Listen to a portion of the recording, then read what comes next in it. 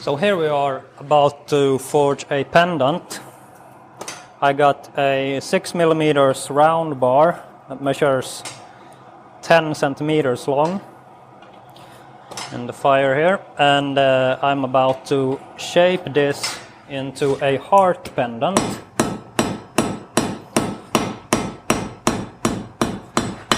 A nice scrolled heart.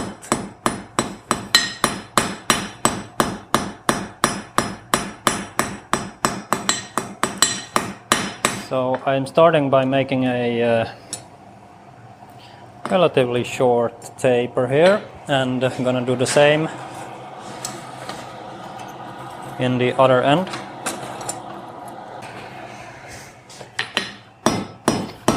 Making the taper, and this is also a good practice for the eye. The forging in this part is quite simple, straightforward, making two tapers and then forge it into shape. But what's good with this is that first you have scrolls, which also is good for the eye to practice to get it a symmetrical scroll. And then you got these two scrolls meeting. So you want them to have them to look equally. Or actually, when I forge these, I like to make one of them a little bit bigger. That is because this is going to be a pendant. So it's gonna hang, and from one of the scrolls, which means it won't hang straight. Therefore I think it looks better with one of them a little bit bigger. But still want to have the same symmetry and look for them. So I would say this is a good beginner for blacksmithing project.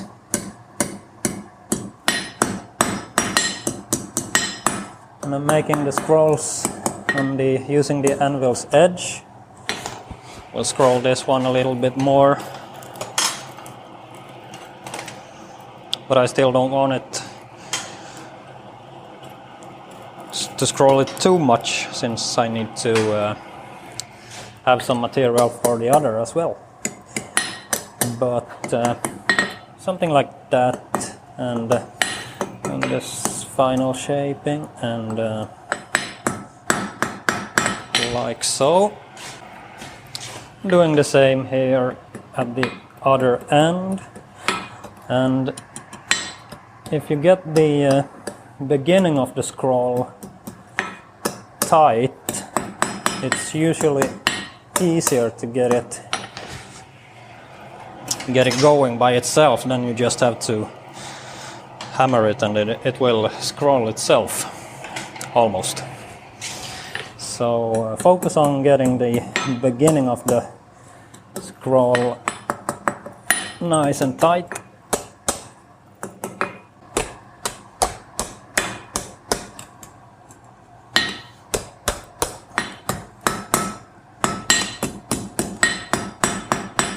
What I used to look at when forging these is this measure right here. It's now measuring 3 centimeters. I use the anvil, but I can take a measure here. It shall be 3. So I will do a little bit more shaping on that one, but then it's time to bend and turn it into a heart.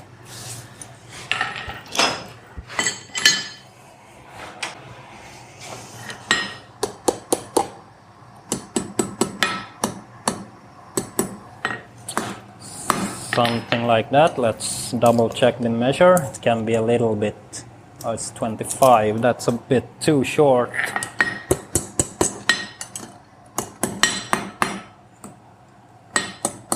if it's too short the distance here, it will be tricky to get it bent. But now it's okay, it will do.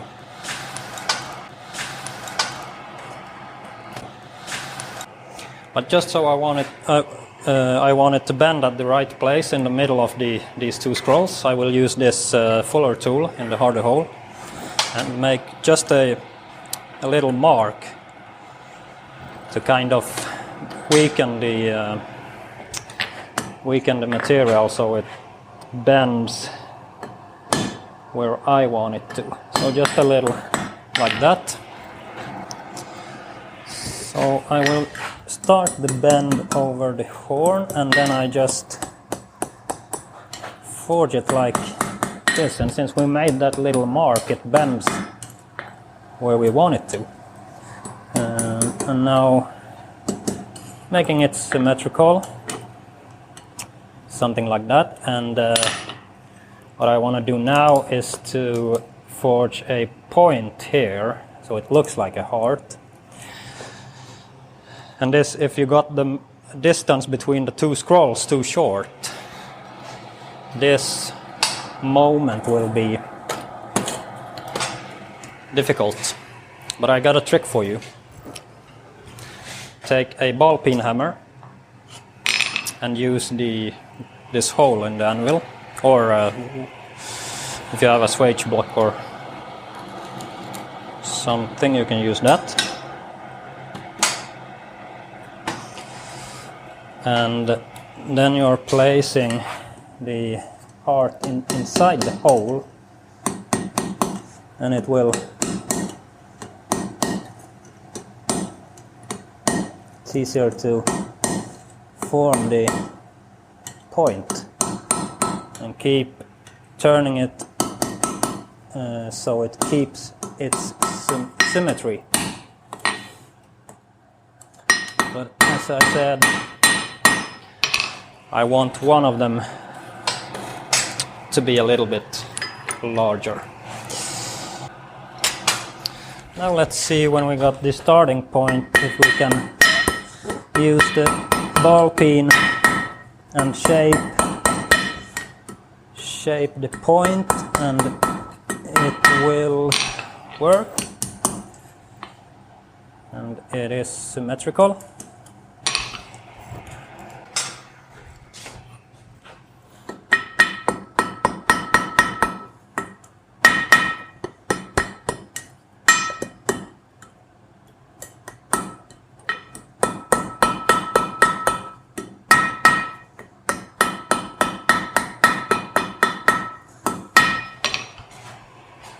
I'm gonna take one more heat and just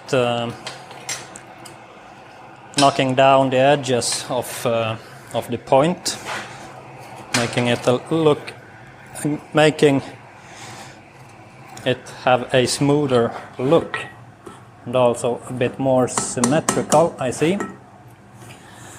And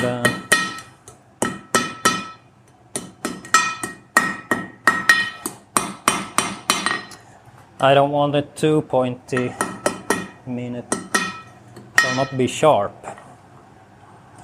but something like this. So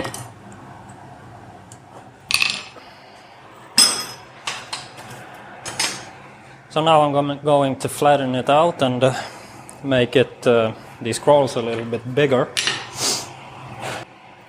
Here I go at the anvil's face.